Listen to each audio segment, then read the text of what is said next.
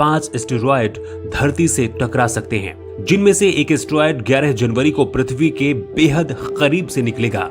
NASA के मुताबिक इस एस्टेरॉयड का आकार 100 मीटर से ज्यादा है और ये पृथ्वी के लिए संभावित खतरा है। इस एस्टेरॉयड यानी कि क्षुद्र ग्रह के अलावा अंतरिक्ष एजेंसी ने यह भी कहा है कि एक ही महीने में 2 क्षुद्र ग्रह पृथ्वी के पास से गुजरने वाले हैं।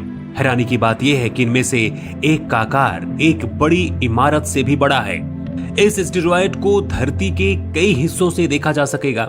नासा ने इस एस्टेरॉयड का नाम 2013 YD48 रखा है।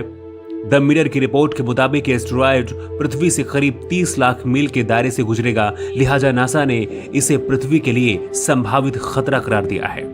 अंतरिक्ष एजेंसी नासा पृथ्वी के 120 मिलियन मील के भीतर से गुजरने वाली किसी भी वस्तु कोरोनर अर्थ ऑब्जेक्ट के रूप में वर्गीकृत करता है और ऐसे किसी ऑब्जेक्ट को पृथ्वी के लिए संभावित खतरा मानता है।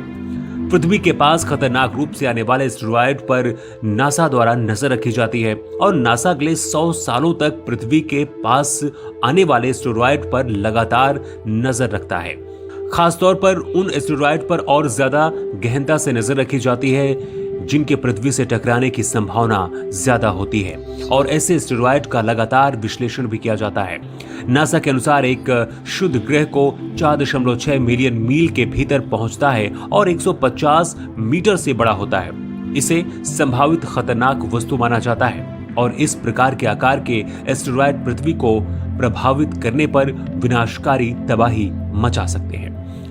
इससे पहले साल 1960 में 120 फीट का एक बड़ा एस्टेरॉयड साइबेरियन में करीब 33,000 मील प्रति घंटे की रफ्तार से टकराया था और उसमें विस्फोट हुआ था जिससे भारी तबाही मची थी।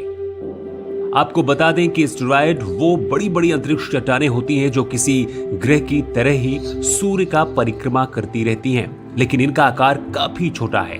लेकिन अगर ये एस्टेरॉयड किसी ग्रह से टकरा जाएं तो वहां भूचाल आ सकता है। वैज्ञानिकों ने पता लगाया है कि हमारे गैलेक्सी में ज्यादातर एस्टेरॉयड मंगल और बृहस्पति की कक्ष में पाए जाते हैं। वहीं कई एस्टेरॉयड दूसरे ग्रहों की कक्षा में भी पाए जाते हैं। आपको बता दें कि 30 जून 1960 में रूस के साइबेरिया में तुंगुस्का नदी के पास एक बहुत बड़ा विस्फोट हुआ था। नासा के मुताबिक आधुनिक इतिहास में पृथ्वी के वायुमंडल में एक बड़े उल्कापिंड का पहला प्रवेश तुंगुस्का घटना के रूप में ही हुआ था। कहते हैं कि कई मील ऊपर हवा में जोरदार विस्फोट हुआ था और उस विस्फोट की ताकत इतनी ज्यादा थी कि 2150 वर्ग किलोमीटर के क्षेत्र में तकरीबन 8 करोड़ पेड़ खत्म हो गए थे।